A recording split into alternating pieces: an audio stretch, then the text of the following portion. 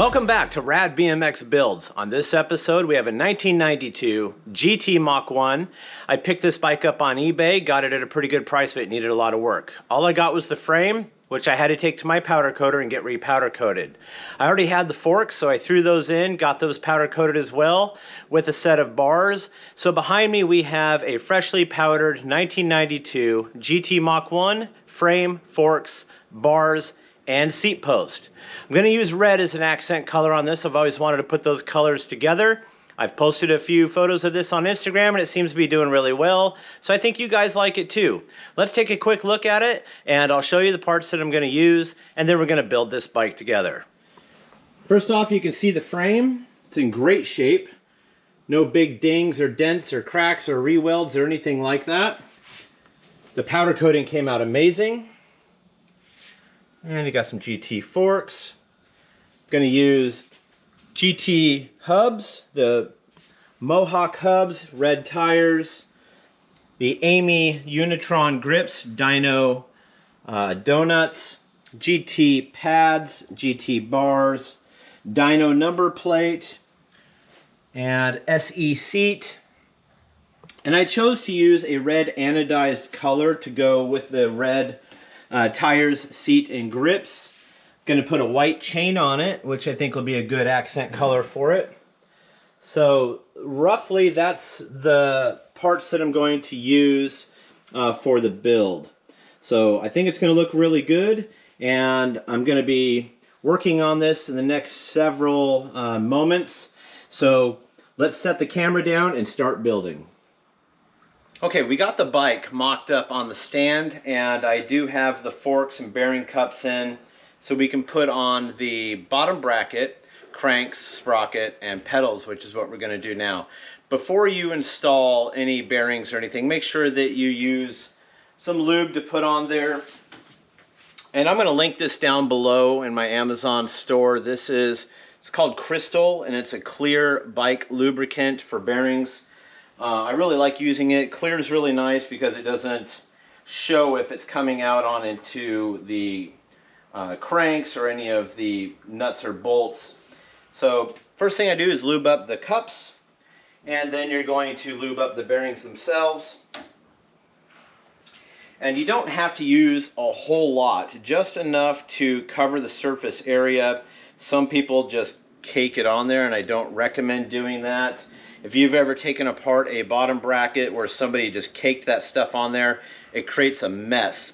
And if it's been in there a really long time, they haven't been repacked or lubed by lubricant, then they create almost a gel, and it doesn't sit very well. So let's go ahead and put these in.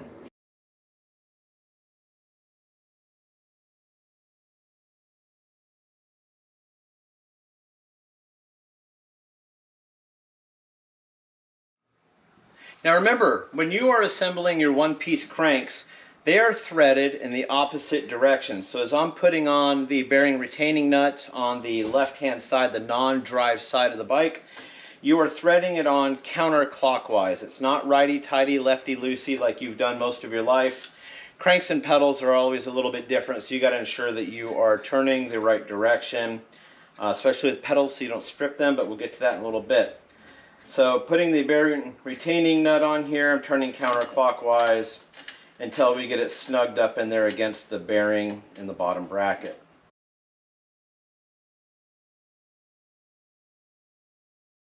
You have a washer, a spacer I mean, then you have a washer with a little tongue on it for the groove.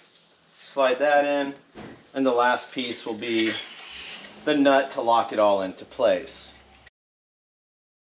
And then there it is. That's what it should look like when it's all mocked up. No, I didn't tighten it down yet because I want to make sure that everything's adjusted the way I want it. But that is your basic assembly for the bottom bracket on this GT. And you can see, nice and smooth, no problems at all. Next up, I'm going to use this chrome 1-inch quill, and this is going to be temporary because I have a white GT mallet coming that I'm going to use on this build. But for now, because that's the only part it hasn't shown up yet, and I wanted to build this bike, I'm going to use this in its place. It's a really nice piece. If it looks great on the bike, maybe I can even leave it on, but I am waiting on a white GT mallet. So we're going to install this Quill onto the Mach 1 so you can get an idea what the bike's going to look like when it's all together. So let's go ahead and set this on. Make sure that it's loose so we can drop it down into the head tube. And there is a minimum line on these where you want to drop down past that line, so make sure that you do that. A lot of people I see with their Quills really high up, you got to be real careful not to do that because you can cause catastrophic issues. You can even come out and you can go over the bars. So you want to get them down almost flush or flush with the top of the nut, but I like to leave a little space there for adjustments. And we get it basically lined up. We'll get that later. So there it is, and we're going to tighten it down now, take the top of it off so we can get the bars on and get the bars mounted. So let's go ahead and get that done.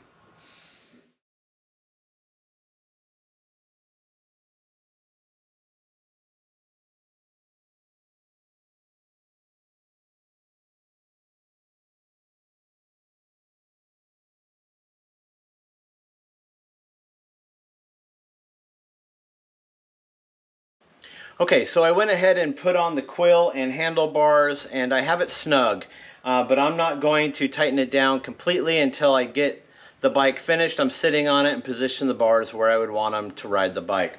But that's roughly about where I would want them, and that's good enough for mock-up, and we'll tighten it all down later. There's your installation of your 1-inch Quill and GT bars. All right, next up we're going to go ahead and do the brakes, and I've used a Dicomp MX lever and Dicomp MX 1000 rear brake for this. So we're going to just slide the lever on. Now you can use this type of lever after a grip has been installed, but depending on the levers you choose to use on your build, it's best not to install that grip on the brake side until the brake lever is installed. So I simply just loosen it. And even if you loosen it and it's not loose enough, you can just take this apart. It has a swivel or a hinge type on it. And we'll just take it off because I don't want to scratch up the powder either. So we'll pull that off, set it on there, rehinge it, clamp it down. It's just a screw and a little nut that you can put on there and tighten it down. And I'm just going to guess about where it would be for now until we get the grip sorted out, and then we're going to tighten the lever down in the position that we actually want it. So the grip we're using is the Amy Unitron. I put a Dino donut on there, and it's a two-tone white and red, which is the theme of this bike. So I know that where I have the lever now, it's going to give me enough distance to go ahead and put this grip on. There are several different ways to put grips on, so don't beat me up too much about it. I'm an old school guy, so what do the old school guys use to put grips on? I'm going to use your standard hairspray because it works really good. It's cheap, and I've been using it for decades, and I've never had a problem with it. Squirt a good amount down inside the grip, a good amount on the handlebar, and then we slide it on. Push it on as far as you can. I'm going to try to get the logo at the top. So we're going to twist a little bit. I like those attention to details when I look at a bike and I see the grips. I don't like the logos all crooked or, you know, in the wrong spots. So I always put them at the top, turn the donut so it's correct.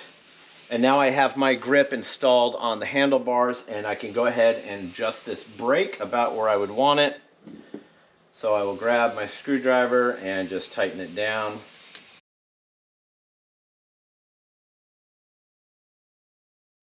And give the grip, you know, an hour to dry, and it should be fine. So there's your brake lever, there's your grip, there's the install. Both of them are on there. I did the other one the other night just to see what it looked like on the bike. So we're doing pretty good so far. Next up is the rear brake assembly, and that's going to be a Dicomp MX 1000 in anodized red, the bag of nuts and bolts to go with it, and simply just slide it into the hole on the rear brake bridge, drop it down in there so it's flat, open up your bag with hardware in it, and find the pieces that you need. It does come with an extra shaft for it, which I'm not going to need. The pieces I will require, though, will be the ones with a little bit of ledge cut into it, so that can accommodate the shape of the brake bridge so you don't flatten them out. So many of you have gotten frames or sold frames or have even caused frames to have these flattened out edges. And I beg of you to use the correct hardware so that doesn't happen. So we put those rounded edges up against the rounded frame part, and then we can put on a washer and then the nut itself. Tighten it down, making sure that those beveled pieces go against the round part of the frame. And then just like that, without it being tightened down all the way, you now have your rear brake assembly mounted to the frame of the bike. Okay, so far so good. It's looking great. Now I'm only mocking up this bike. Everything will be tightened down, cinched down. I just want to get this put together for you so you can see what it's going to look like when it's done. Next up, let's put some pedals on so we can see what those are going to look like on the bike. I have some Bear Trap red anodized pedals, and when you're installing pedals, make sure you're looking at the back side of them on the shaft or spindle, and they will be marked L or R for left or right. This is my right pedal. I'm going to put it off to the side right now, and I'm going to install the left pedal for you. Before I do that, add a little bit of that crystal clear lube or grease right here on the threads, because these are brand new pedals and a brand new crank. So we're going to go ahead and get that. And again, you can buy this in the link underneath the video, and I highly recommend grabbing at least 1 or 2 tubes of this. You will go through a good amount if you're building several bikes like I am. So just put a little bit on there, spread it around your finger, get the pedal lined up, and remember that lefty-loosey, righty-tighty is not always the case. So as I'm installing the left pedal on this, I thread in a counterclockwise rotation until I get it about where I need it. Then I will grab my wrench and tighten it down.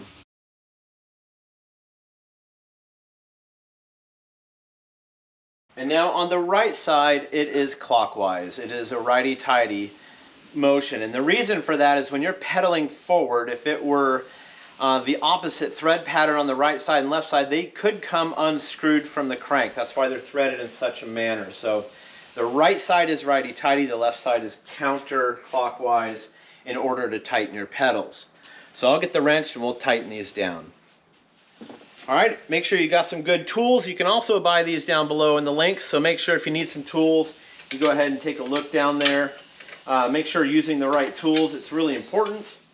Just get these nice and snug. Now be careful not to completely over tighten your pedals, or else it can become a real mess for someone or even you when you want to take them off and replace them. So they should just be nice and snug. And here we are, we have our drive system complete. And I think next we're going to go ahead and put the seat on. This is a S&E Racing Blitz seat. They sell for about 30 bucks. And again, I have these in my Amazon store linked below. They do come with a cool little bottle opener on the bottom. They come in different colors. Blue and white, red and white, black and white. I have found yellow with black. And I own a black with gold lightning bolt, which came on the 2011 PK Ripper. I really love these seats. They're very Cashamax style. But very affordable at only $30-ish, and they look great. It's a good seat, it's a comfortable seat, and for this bike I thought the red and white one would be the perfect look for it. So I will get my wrench and tighten this down. And it is a 14mm wrench. So my recommendation to you when tightening this down is be careful of this lower edge of the seat when tightening. Don't go too far to where the top of the wrench hits it and chips it. I've seen a lot of seats chipped underneath. So just take your time, give the right side, give the left side a couple little tightens each, back and forth. Make sure you're not just doing one side completely. And again, we're just going to snug this up a little bit until we're happy with it. And so far, here is our bike pretty much mocked up. I think the next step is going to be the wheels and tires. So we're going to move locations, take this off the rack and get it onto the table, and I can show you the wheels. All right, so we've moved the bike over to the table, and now I think it's time to put on the wheels and tires. So let's take a quick look what we have here. There's the drive side that I talked about with pedals. We got the seat on underneath there. We got the grips, we got the brake lever, and we have that temporary, maybe permanent Quill. And so what we have for wheels is red Comp 3 20 by 1.75 tires. And we have some really nice GT Mohawk hubs down in there. And I'm going to use some red washers from Pork Chop BMX. And these are going to look really nice when we get them on. So let's set you up, install these wheels, so we can see what this bike's going to look like as a rough roller. All right. So front wheel, I'm going to go ahead and just take the wheel nuts off for now, because GT axles have a flat edge to them to slide through these notches, and a little easier for me to see when the nuts are completely removed from the axle. So I'm going to take those off, take the washers off, drop this on, just like so.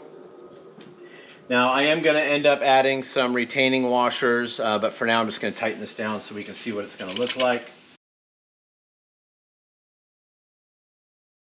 And if you don't know, a 15 millimeter is perfect for these. And we're just going to cinch them down a little bit, enough to where the wheel's not going to fall off.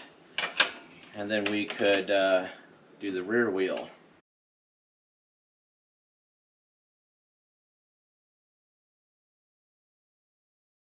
Okay, rear wheel does have what looks like a ACS main drive, 16 tooth freewheel.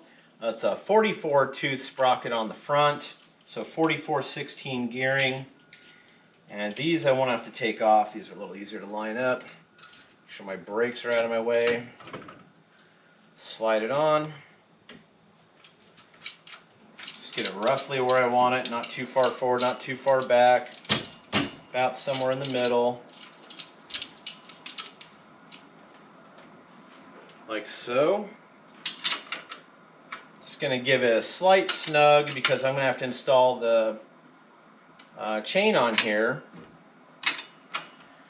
and I may have to just loosen it up and tighten it down in a little bit different location, but there's that.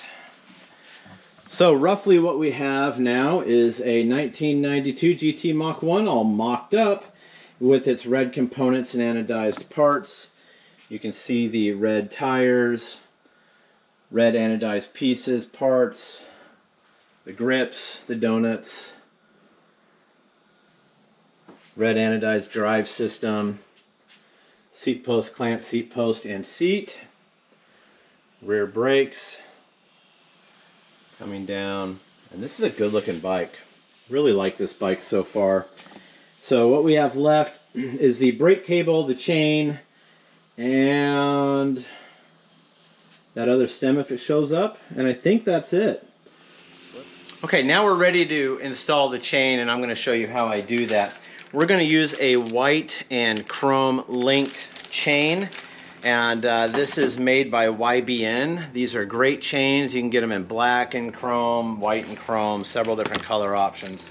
The white and chrome is an obvious choice for this one. They do make a red and chrome, but I didn't know if the red was going to be quite the right color, and I just figured you couldn't go wrong with the white one. So I'm going to show you how I install chains. I know, again, there's a million different techniques and ways to do it, and I'm not going to say any of them are right or wrong. As long as the chain gets on there and fits correctly, then I guess you did it right. So the chains do come lubed, so they're kind of a mess. So I have a rag here for my hands, and I'm going to show you how I go ahead and do it. First things first, I go ahead and slide it around the sprocket to the rear freewheel. And I'm going to bring the top of it tight around to the bottom and figure out where I'm going to need to cut the chain. So that's roughly where I want my rear wheel sitting on, roughly where I want it sitting on my dropouts. So I'm going to lengthen this together and then try to figure out where I want to break it off. It looks like right there might be the link to break it. So let me get my chain breaker, and we're going to break that and then reconnect it, and we'll have a chain on our bike. All right, if you don't have a chain breaker, this is a smaller one, inexpensive, easy to use. Again, in the links below in my tools for Amazon, you'll find chain breakers, and they are a lifesaver. I recommend getting one if you don't already have one. So, let's find that link again since I didn't have it with me and had to go get it. It looks like it was going to be right there. You can always cut too long, but don't ever cut too short or you're going to end up buying another chain. Yes, even I have done that. I'll admit it. Happens. Sometimes you get a little confident. You break the chain and then you realize, whoops, that was not where I wanted to break the chain.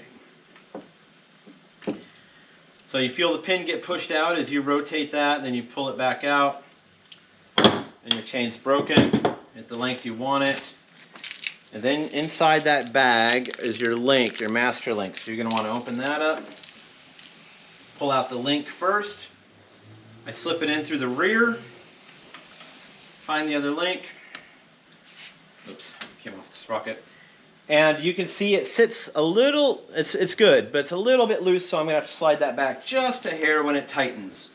But in order to connect it, you're going to want to lift this off the sprocket and give yourself some slack. So let's pull that off. Put our connector on there. And now I'm going to put this straight up in the air like this.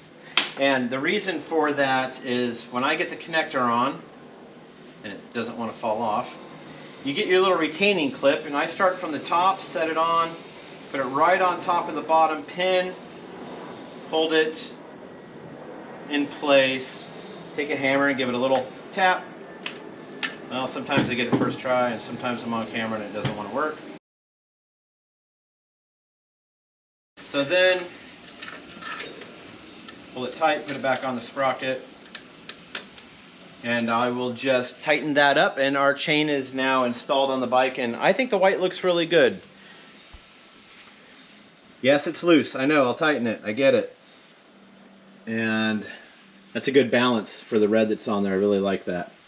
So next thing up, we got a brake cable, a frame pad, and that's about it. All right, we're back, and we're going to install the brake cable. So what I did is I measured it out from the rear brake along the frame rail up to the rear brake lever, and I've already cut it. So make sure that when you cut these, you pull the cable out. I shouldn't have to say that, but hey, sometimes people make mistakes. So pull the cable out of the housing or the sleeve, measure this the length that you want it, cut it, push the cable back through it to make sure you can get it through the end that you cut, and then we're going to go ahead and mock that up. So I'll insert that end into there. This will run along the frame rail up to the housing, the rear brake lever, and then I'm just going to use a couple of black zip ties to hold all this into place. And that'll keep it out of the way. Keep it from drooping. And if you do use zip ties, make sure you don't pull them way too tight, or they could impede the brake cable itself. Flip the ends off and get that out of the way. Alright, so now we basically have that mocked up how we want it. We'll get the cable now, run it through, and cut that off, and make sure you put the little crimp on the end of it so that wire won't fray. Okay, we got the actual brake cable coming through the housing, and I'm going to feed that through. Take these little twist ties off that hold this into place. Now that I'm going to be putting the cable through there, pull that out. Careful not to fray the end when I put it in there. Push a little more cable through. There she is. And that again will get wired into this retaining nut back here. Okay, once we get the brake all measured up, got it all through there and tightened down, you're going to want to cut it, but don't cut it too short. Give yourself about 3-4 inches of extra cable, and then you're going to get some good wire snips. You see, I'll probably cut it about there. There we go. And then once you get that wire snipped, you're going to want to cap the end of it so it won't fray. Okay, once you get the brake cable all trimmed down to size and get it tightened up back here on the rear brake, you're going to want to cut it off, giving it a little bit of room there, and make sure you add the little crimp to it so that the wire won't fray. And you don't want it too long, you just want it out of the way, and that should be it for the rear brake. So here she is, all mocked up. Last thing to add is the frame pad and a number plate. So I have a frame pad, and I'm going to be using a dyno number plate for this bike. And I think I'm going to go ahead and put those on now, and we can see what this completed bike looks like. I do have two different red and white dyno number pads, so I'm trying to figure out which one I really want to use. But for now, we'll just put this one on, see what it looks like, and if I'm happy with it. Frame pad, piece of cake.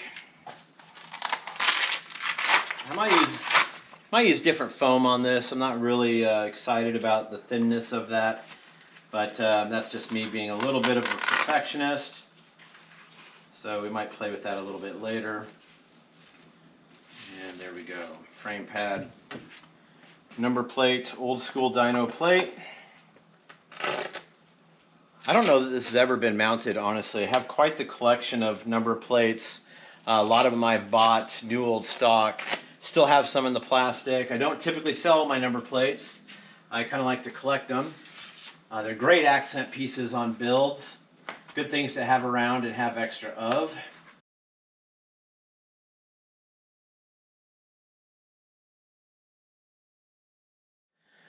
Okay, we got the frame pad on and the number plate, so I think what we're going to do now is take the bike down and we're going to do a nice reveal for you. So let's go take a look at the bike outside.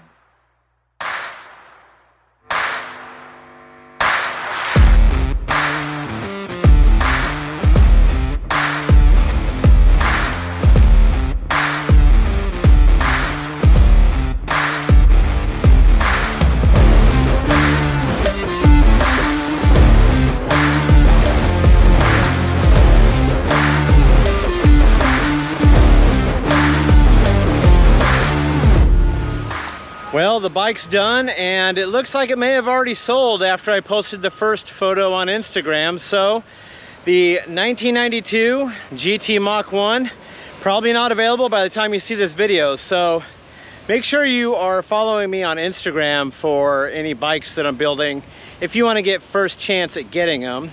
So let's give a quick little overview of the finished product that we built today together, the 92 GT Mach 1.